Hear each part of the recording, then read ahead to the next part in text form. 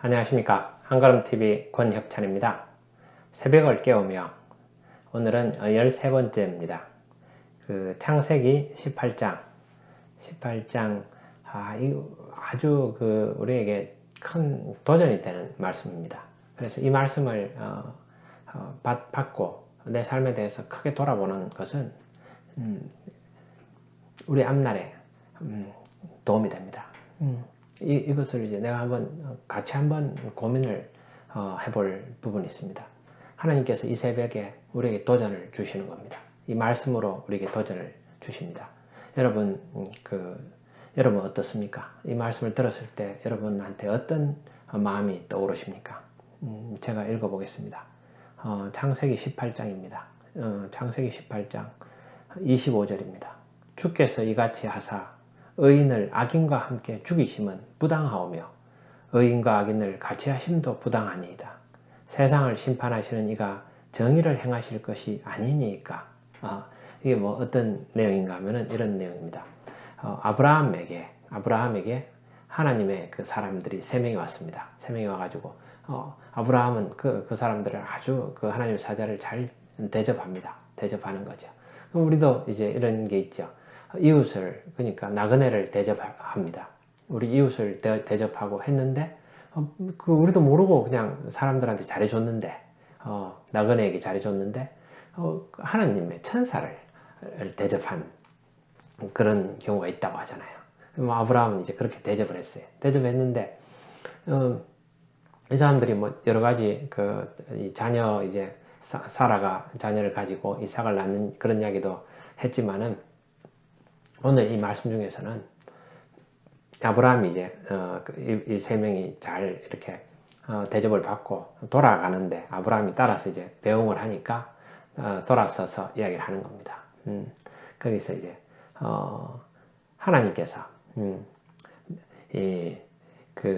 나의 사람 아브라함한테 모르게 내가 하려는 것을 아브라함에게 숨기겠느냐. 여호와께서 이르시되, 여기 이제 하나님 사람인데 그 하나님이었던 것 같습니다. 그래서 여호와께서 이르시되 내가 하려는 것을 아브라함에게 숨기겠느냐 이렇게 합니다. 그러면서 이제 복을 빌어줍니다. 복을 빌어주는데 거기서 참 무서운 이야기를 하는 겁니다. 내가 이제 소돔과 고모라가 이 죄악이 심히 무거워가지고 과연 그런지 내가 가보겠다. 부르짖음이 고모라에 대한 부르짖음이 죄악이 크다 보니까 막 부르짖음이 크고 죄악이 무거워가지고 그게 나한테 들리니까 내가 과연 그런지 가보겠다 하신 겁니다. 그냥 가시겠습니까? 가셨다가 하나님께서는 공의의 하나님이시니까 거기를 멸망을 시키시는 거죠. 그걸 알고는 아브라함이 오늘 이야기를 합니다. 하나님, 의인하고 죄인을 같이 멸망시키는 게 맞습니까? 하면서 왜? 거기는 자기 조카가 있잖아요. 조카 롯이 제가 같이 우리 새벽을 깨우면서 같이 한번 나눈 이야기지 않습니까? 조카 롯이 그쪽이 에덴 동산 갖고 이렇게 좋아서 동쪽으로 그렇게 갔잖아요. 그런데 그걸 생각해서 자기 조카도 에덴에 있는 그 에덴 동산 같이 생각하고 갔는데 그 죄악의 도시죠. 그 소돔에 있는 조카도 생각하고 또 거기는 많은 사람들을 생각해가지고 하나님 의인을 같이 멸망시키렵니까? 하면서 오늘 정말 제가 요 구절 바로 위에 거를 오늘 구절로 하겠습니다. 그래서 이렇게 이야기합니다. 우리한테 도전이 되는 말씀입니다. 그 성 중에 의인 24절입니다. 그 성 중에 의인 50명이 있을지라도 주께서 그곳을 멸하시고 그 50 의인을 위하여 용서하지 아니하시리이까. 우리 너무 잘 아는 말이잖아요. 그래서 하나님께서 어떻게 이야기하십니까? 아브라함이 이렇게 이야기하니까 의인 50명을 찾으면은 그들을 위하여 그 온 지역을 용서하겠다. 그렇게 하셨잖아요. 얼마나 하나님 감사합니까? 그 큰 넓은 성에 얼마나 많은 사람이 있습니까? 무수한 사람이 있지만 그 죄악이 관영해가지고 죄악이 넘쳐서 하나님한테 그 이야기가 들려서 하나님 직접 내려오셨는데 그러나 의인 50명이 있으면은 내가 그 성을 멸망시키지 않겠다. 그렇게 하시는 거죠. 그런데 아브라함이 가만 생각해 보니까 의인 50이 이게 없을 수도 있는 거예요. 그래가지고 처음에는 이제 하나님 어떻게든 살려주십시오. 얘가 의인 50 이야기했는데 안 될 것 같으니까 하나님이 50명 있으면은 살려주겠다 하니까 그럼 하나님 그 50명에서 한 5명 빠지면은 살려주시겠습니까? 또 이렇게 이야기하는 거예요. 하나님 그래서 살려주겠다. 또 5명 더 빠지고 또 10명 빠지고 이래서 결국 몇 명까지 넘어갔습니까? 하나님은 계속해서 아브라함을 들어주시면서 막 이렇게 45명 살려줄게. 40명 해도 내가 그 의인 40으로 인해서 안 죽이겠다. 30명이면 어떻겠습니까? 30명이라도 내가 그 성을 그들로 인해서 멸망시키지 않겠다. 그랬지요. 아브라함이 마지막으로 이야기를 합니다. 하나님 진짜 좀 죄송한데 10명을 찾으시면 어떻게 하시겠습니까? 10명이라도 봐주십시오. 이런 거죠. 그때 하나님께서 내가 거기서 10명, 10명을 찾으시면 어찌하려 하시나이까 이르시되 내가 10명으로 말미암아 멸하지 아니하리라 그랬습니다. 여러분 10명만 찾아도 그 10명으로 인해서 큰 성읍을 멸망시키지 않겠다 그랬죠. 아브라함도 염치가 있어서 한 명을 찾으면 어떻게 하시겠습니까? 이렇게는 못했죠. 그래서 결국은 10명인데 그 10명이 없어서 그 온 성읍이 멸망되는 거죠. 그래서 하나님의 기준은 좀 다르신 것 같아요. 악인의 기준이 아니고 악인들은 그 아무리 많아도 하나님의 저울에서 그게 의미가 없죠. 그 저울에 무게도 안 올라가는 거죠. 의인이 하나님이 이제 이렇게 이런 저울이 있습니다. 그럼 여기 이 소돔과 고모라 이 전체 성입니다. 성인데 이게 이제 멸망되는데 여기 의인이 이쪽으로 올라가서 기준은 멸망입니다. 그럼 여기 이제 의인이 10명이 올라가면은 하나님께서 이 멸망을 안 시키시겠다는 거죠. 의인 10명을 이 시대에 찾으시겠느냐.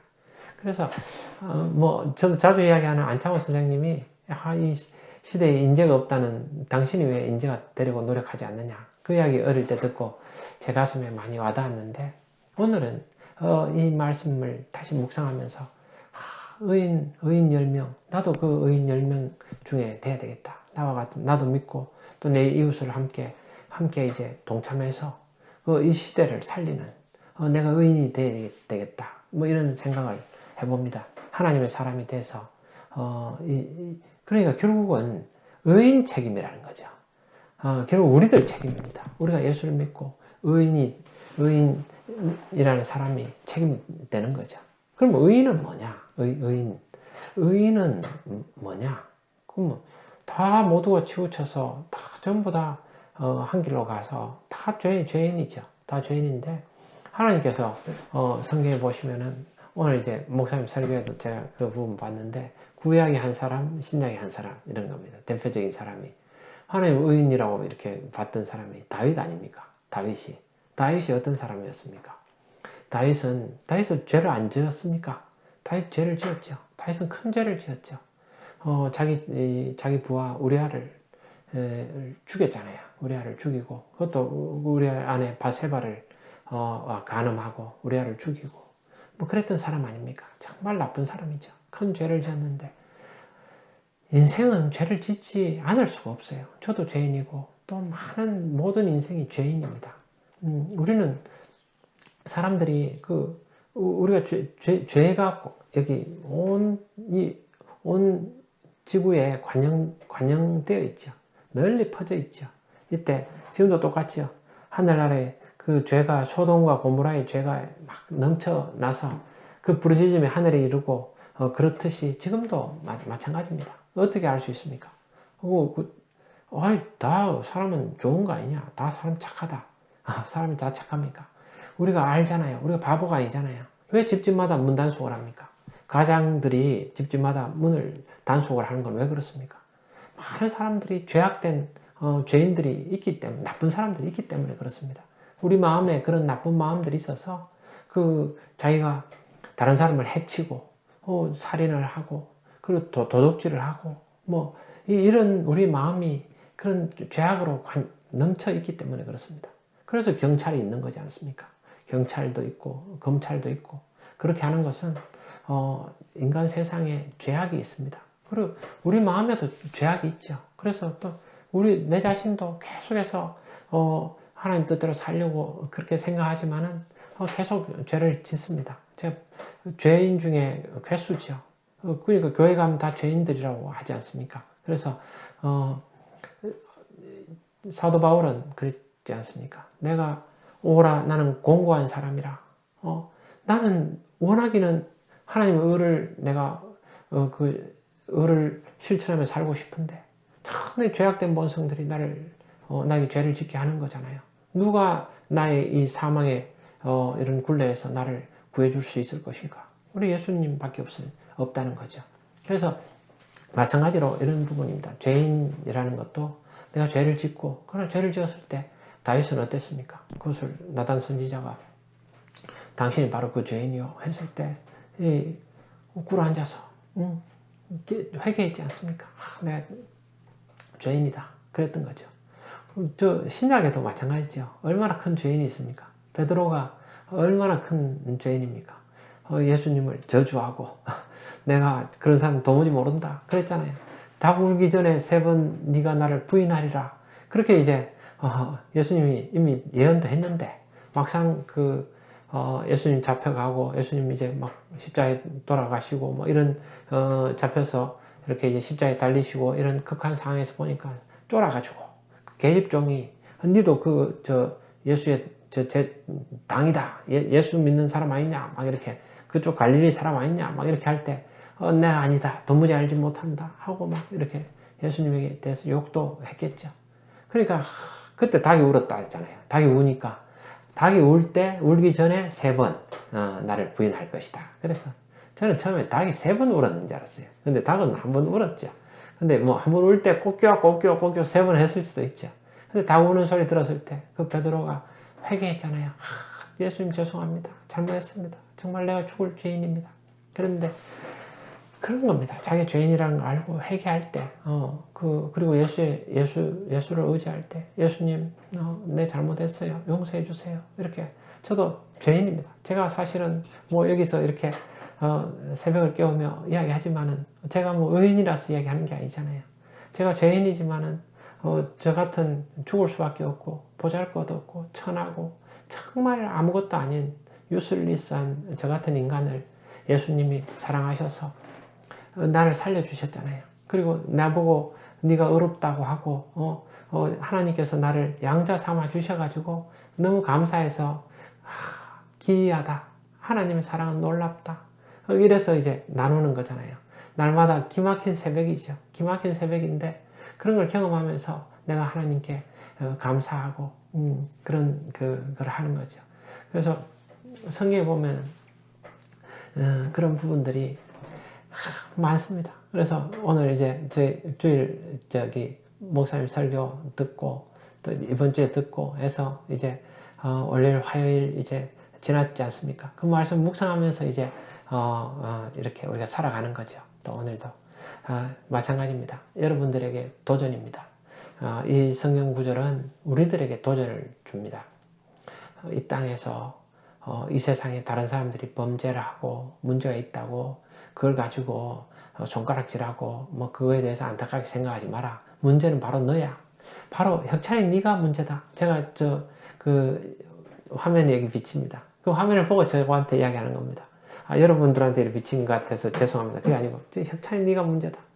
혁찬이 네가 문제고 그럼 네가 의인 10명이 없어서 너 때문에 여기가 멸망되는 거 아니냐. 그래서 네가 그리스도 안에서 올바로 살아야 된다. 바로 중심을 잡고 또 같이 가족들 그러잖아요. 여호수아가 나와 내 집안은 여호와만 섬기겠다. 오늘날 너희들은 결단해라. 제 결단했습니다. 나와 내 집안은 여호와만 섬기겠다. 그렇게 결단했습니다. 그래서 여러분 함께해서 우리가 이 시대를 살리는 의인 10명이 함께 되시죠. 이 시대를 살릴 때 이 지역 우리가 지금 서울에 살면은 우리가 살고 있는 자기 구 안에 10명인지 어떻게 합니까? 우리 교회에서 또 교회 뭐 어떤 고산부 교사 중에서 10명 뭐 10명 더 되겠죠. 더 되고 그러면 어떤 기준이 그럼 뭐 그 어떤 기준인지 알 수 없습니다. 그러나 이제 우리가 가장 중요한 것은 우리가 하나님 앞에서 올바로 살아가는 거죠. 예, 회개하면서 그렇게 하나님 의지하면서 사는 거죠. 제가 같이 말씀 나누고 마치겠습니다. 오늘도 즐겁고 보람찬 하루 되시기 바랍니다. 24절입니다. 창세기 18장 24절. 그 성 중에 의인 50명이 있을지라도 주께서 그곳을 멸하시고 그 50의인을 위하여 용서하지 아니하시리까. 아멘. 감사합니다.